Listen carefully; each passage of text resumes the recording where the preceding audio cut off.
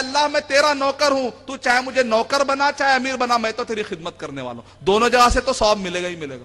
جیسے بھی چاہے اللہ تعالیٰ جو بھی حالت میں رکھے، خوش ہو کر اللہ کے دین کی خدمت کرنی چاہیے۔ اور نبی اکرم صلی اللہ علیہ وسلم کو رحمت کا درجہ کیوں ملا سمجھ میں آپ کو؟ کیونکہ اللہ تعالیٰ نے اتنا بھاری کلام نبی اکرم صلی اللہ علیہ وسلم پر نازل کیا، اتنا بھاری کلام۔ اور نبی اکرم صلی اللہ علیہ وسلم جو کچھ بھی کہتے تھے، نبی اکرم صلی اللہ علیہ وسلم، جیسے کئی فلاسفر ہوتے ہیں، فلاسفی لکھ دیتے ہیں لیکن امپلیمنٹ نہیں کر پاتے، اچھے آ کر لوگ کہتے ہیں ایسا دین کا کام ہونا چاہیے، ہوتا ہے نا، آپ جذبے میں آگے آتے ہو کہ ایسا ہونا چاہیے، ایسا ہونا چاہیے۔ سجیشن اگر مسلمانوں سے پوچھا جائے تو تھیلا بھر کے سجیشن دیتے ہیں مسلمان، لیکن کام کرنے کے لیے آتے ہیں تو جیب میں ہاتھ ڈالتے ہیں، چندے کے لیے ہاتھ ڈالتے ہیں، دیتے ہیں، آخری میں آوازوں والا چندہ دیتے ہیں۔ آوازوں والا چندہ مانے 5 روپے، سکے، 4، بغیر آوازوں والا چندہ نہیں دیتے، 500 کی نوٹ گاندھی کی نہیں دیتے، بغیر آوازوں والا ہونا چاہیے۔ ابا ڈالے نون، جیسے ڈالے ڈبے میں پٹ، پورے مسجد میں آواز۔ اور مسلمان کیا کرتے ہیں، کٹنگ کرانے جاتے ہیں تو 35 روپے دیتے ہیں، لیکن مسجد کا چندہ 10 روپے۔ مطلب کیا نکلا، ایک حجام کی تنخواہ سے بھی زیادہ ہم نے گرا دی مسجد کے اوقات کو۔ اللہ اس قوم کو کیسے رحم کریں گے جو مسجد کے ساتھ یہ سلوک کرتے ہیں۔ اپنے مال کا سب سے بہترین حصہ اللہ کی راہ میں دینا چاہیے، بہترین سے بہترین حصہ دینا چاہیے، یہ سوچ ہونی چاہیے۔ تو نبی اکرم صلی اللہ علیہ وسلم نے ہمارے لیے اتنا کیا، تو ہم کیا کرنا چاہیے، اس کے دین کے لیے مر مٹنے کے لیے تیار ہونا چاہیے۔ اور مر مٹنے سے پہلے تعلیم حاصل کرو، تاکہ کیسا مرنا ہے وہ بھی طریقہ سیکھ لینا۔ جا کے مرنا مطلب دیواروں کو جا کے مار کے مرنا، خودکشی ہو جاتی۔ اسی لیے کہتے ہیں جہاد کرنے سے پہلے بھی علم حاصل کرو، کیونکہ بغیر علم آدمی ایسی جگہ پر جا کر جان دے دے گا جہاں پر اللہ اور اس کے رسول پسند نہیں کرتے۔ اور نبی اکرم صلی اللہ علیہ وسلم کو اللہ تعالیٰ نے جو رحمت بنایا، 4 بڑی بنیادیں ہیں جو آپ کسی بھی نبیوں کو کمپیئر کر کے دیکھیں۔ دنیا میں کوئی بھی انسان نبی اکرم صلی اللہ علیہ وسلم کی ٹکر لے نہیں سکتا۔ اسی لیے شیخ سعدی رحمت اللہ علیہ نے ارادہ کیا ایک مرتبہ کہ چلو نبی اکرم صلی اللہ علیہ وسلم کی بایوگرافی لکھیں گے۔ انہوں نے کہا کہ فنڈ دے دیا جائے، صرف نمازوں کے لیے باہر نکلوں گا۔ شیخ سعدی کون ہے؟ علامہ اقبال جیسے پوئٹ ہیں، لکھنے میں بڑے ماہر ہیں، قلم چلاتے ہیں تو بڑے بڑے اوراق لکھ دیتے ہیں اور پوری دنیا کے لاکھوں لوگ ان کے اشعار کے پیچھے گر جاتے تھے۔ تو شیخ سعدی رحمت اللہ علیہ کہتے ہیں کہ میں نبی صلی اللہ علیہ وسلم کی سیرت پہ لکھنا چاہتا ہوں۔ اپنے آپ کو انہوں نے گھر کے اندر بند کر لیا، وہ سیرت کی لکھتے تھے، پھر اس کا اچانک پھاڑتے تھے، پھینک ڈالتے تھے، سیرت لکھتے تھے، پھر اس کے بعد چمڑوں کو پھاڑتے تھے، رکھ ڈالتے تھے، یہاں تک کہ ہوتے تھے انبار جمع ہو گئے۔ ایک آدمی جب داخل ہو کر کہا کہ آپ کیا کر رہے ہو، نبی صلی اللہ علیہ وسلم کی سیرت کیوں نہیں لکھ رہے، آپ یہ لکھ کر پھاڑ کیوں رہے ہو؟ کہا کہ جب بھی میں سیرت لکھتا ہوں، ختم کرنے کے بعد دیکھتا ہوں میرے نبی کی سیرت تو اس سے بھی زیادہ اچھی ہے، یہ اچھی نہیں لگتی، لہذا میں کہتا ہوں یہ کیا پیش کروں میں لوگوں کے ساتھ۔ میں جب بھی لکھتا ہوں، اتنا بڑا شاعر، اتنا بڑا ادیب نبی صلی اللہ علیہ وسلم کی سیرت کے بارے میں لکھتے ہوئے کہتا ہے، میں جب بھی لکھتا ہوں تو میرے نبی کی سیرت اس سے بھی آگے ہے۔ میں لوگوں کو دھوکہ دینا نہیں چاہتا کہ نبی کی سیرت یہ ہے، میں بتانا چاہتا ہوں کہ نبی کی سیرت تو وہ ہے۔ آخری میں کہا میں نبی کی سیرت کی کتاب نہیں لکھ سکتا، ایک ہی جملہ کہتا ہوں، بات ختم، بعدس خدا تو ہی قصہ مختصر۔ خدا کے بعد، اللہ تعالیٰ کے بعد اگر کوئی شخصیت ہے جو سب سے بڑی ہو سکتی ہے تو کون ہے؟ حضرت محمد مصطفیٰ صلی اللہ علیہ وسلم۔ آپ کا درجہ کیا ہے؟ پورے مخلوقات میں، اللہ کی جو مخلوقات ہے، اللہ کے علاوہ جتنے پورے مخلوقات ہیں، پورے مخلوقات میں چرند چرنے والے جانور، پرند اڑنے والے جانور، درند پھاڑنے والے جانور، جمادات پورے ٹھہرے ہوئے گیہوں، دال اور پہاڑ، نباتات اگنے والے پودے، جانور پورے کے پورے جانور، اور انسان، جن، فرشتے، یہ پورے جو مخلوقات ہیں، ان سب میں بڑا درجہ کس کا ہوتا ہے؟ انسان کا ہوتا ہے۔ انسانوں میں سب سے بڑا درجہ کس کا ہوتا ہے؟ نبیوں کا ہوتا ہے۔ نبیوں میں سب سے بڑا درجہ کس کا ہوتا ہے؟ 25 نبیوں کا ہوتا ہے۔ 25 نبی جن کا ذکر قرآن مجید میں آیا ہے، اور 25 نبیوں میں بھی سب سے زیادہ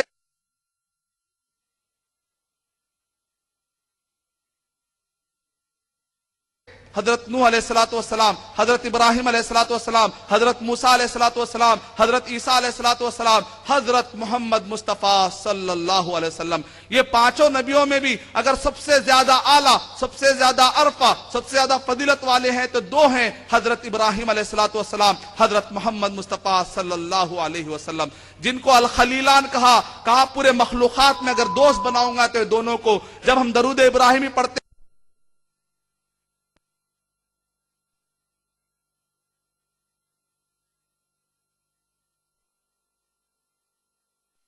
فضل اللہ علیہ کا حضرت محمد مصطفیٰ صلی اللہ علیہ وسلم.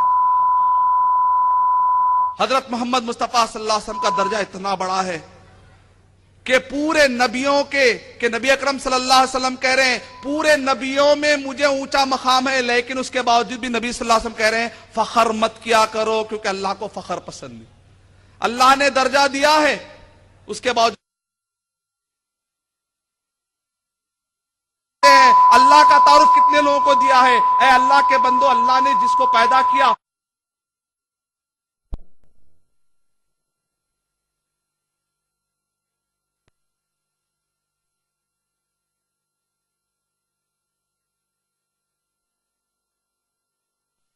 چار بڑی خصوصیتیں ہیں جو پورے انسان مقابلہ نہیں کر سکتے.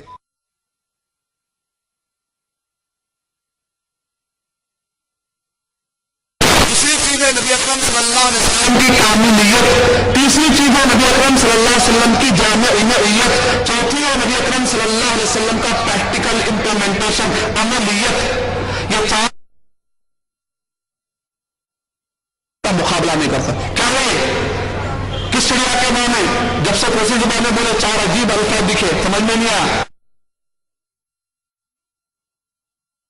جو ہسٹری ہے وہ جتنی وہ دنیا میں کسی انسان کے صلی اللہ علیہ وسلم کے گھوڑے کتنے تھے، نبی صلی اللہ علیہ وسلم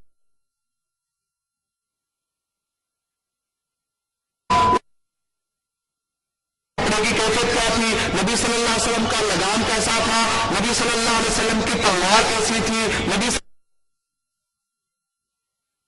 کا چہرہ کیسا تھا، رنگ کیسا تھا، بال کیسے تھے، نبی صلی اللہ علیہ وسلم کی شال کیسی تھی، کپڑے کیسے تھے، نبی صلی اللہ علیہ وسلم کے گھر والے کیسے تھے، گھر کیسا تھا، ایک ایک چیز کے بارے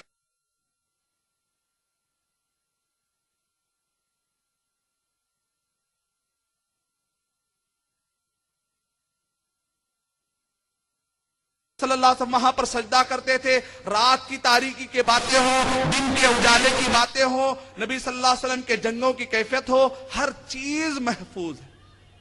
کیا دنیا میں کسی کی اتنی سیرت محفوظ ہے؟ بڑے بڑے لوگ آئے، ہٹلر آیا اور دنیا میں گاندھی جی، نہرو جی، دنیا میں بڑے بڑے لوگ آئے، بڑے بڑے انبیاء کرام آئے، لیکن کیا ان کی سیرت نبی اکرم صلی اللہ علیہ وسلم کا بچپنا محفوظ، جوانی محفوظ، ادھیڑپن محفوظ، بڑھاتے سے پہلے نبی صلی اللہ علیہ وسلم کا حرکت میں ہاتھ کیسے حرکت کر رہا تھا، کس کے پہلو میں بیٹھے ہوئے تھے، کیا کھائے تھے، مسواک کو آپ نے کیسے چبایا، ہر بات ملتی ہے نبی اکرم صلی اللہ علیہ وسلم.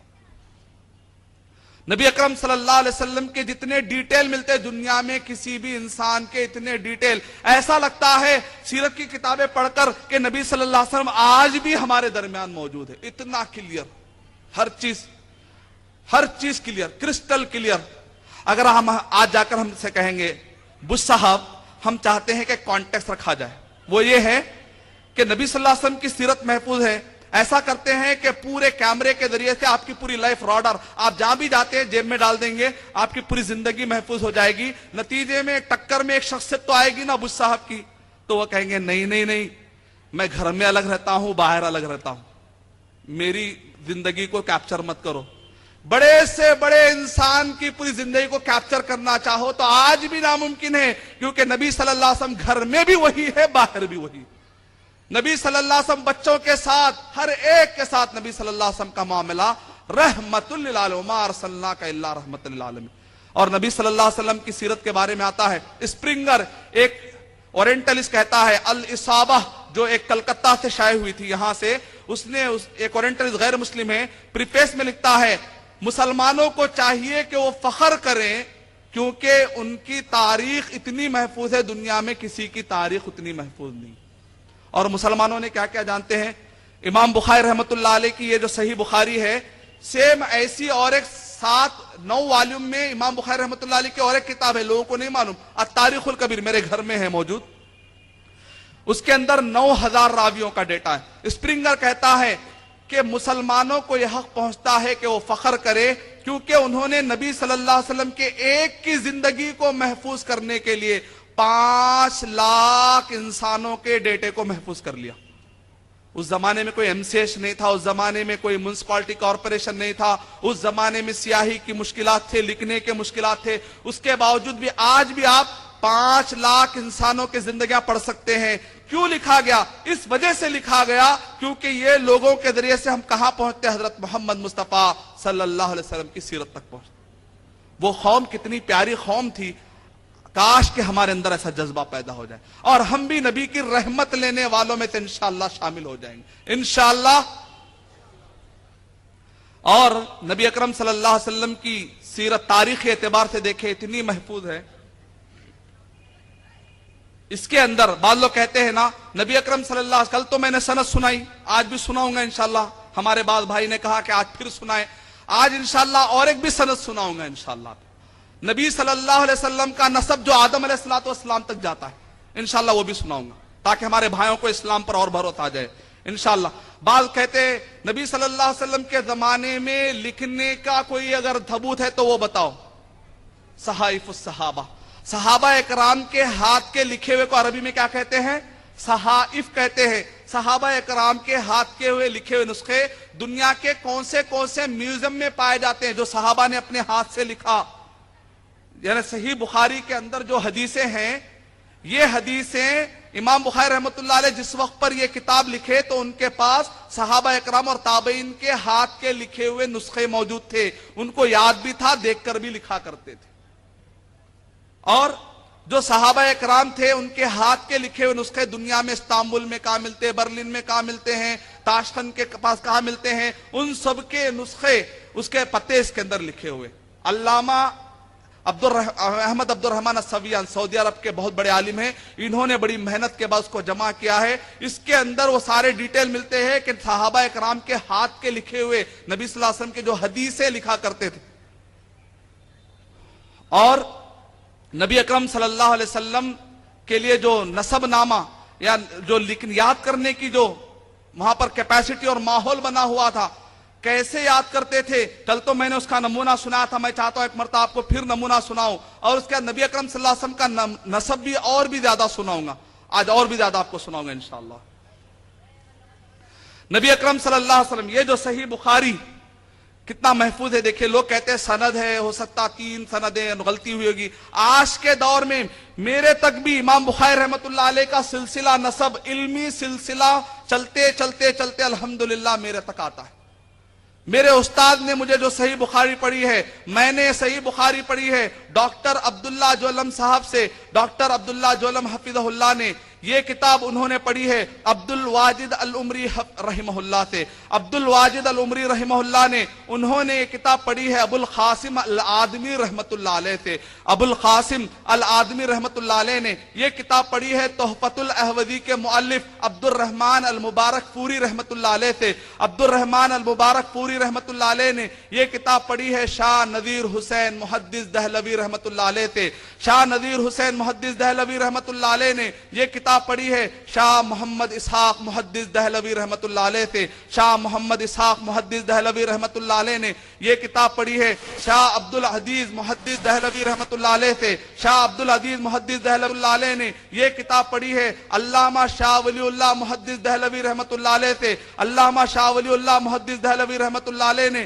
یہ کتاب پڑھی ہے ابو طاہر الکردی المدنی رحمت اللہ علیہ سے، ابو طاہر الکردی المدنی رحمت اللہ علیہ نے کتاب پڑھی ہے ابراہیم الکردی المدنی رحمت اللہ علیہ سے، ابراہیم الکردی المدنی رحمت اللہ علیہ نے کتاب پڑھی ہے احمد الخشاشی سے، احمد الخشاشی رحمت اللہ علیہ نے کتاب پڑھی ہے احمد الشنابی سے، احمد الشنابی رحمت اللہ علیہ نے کتاب پڑھی ہے امام رملی رحمت اللہ علیہ سے، امام رملی رحمت اللہ علیہ نے کتاب پڑھی ہے زکریا رحمت اللہ علیہ سے، زکریا زکریا رحمت اللہ علیہ نے کتاب پڑھی ہے حافظ ابن حجر الاسقلانی رحمت اللہ علیہ سے، حافظ ابن حجر الاسقلانی رحمت اللہ علیہ نے کتاب پڑھی ہے ابو اسحاق التنوخی رحمت اللہ علیہ سے، ابو اسحاق التنوخی رحمت اللہ علیہ نے کتاب پڑھی ہے ابو العباس الصالحی رحمت اللہ علیہ سے، ابو العباس الصالحی رحمت اللہ علیہ نے یہ کتاب پڑھی ہے امام زبیدی رحمت اللہ علیہ سے، امام زبیدی رحمت اللہ علیہ نے یہ کتاب پڑھی ہے امام سجزی رحمت اللہ علیہ سے، امام سجزی رحمت اللہ علیہ نے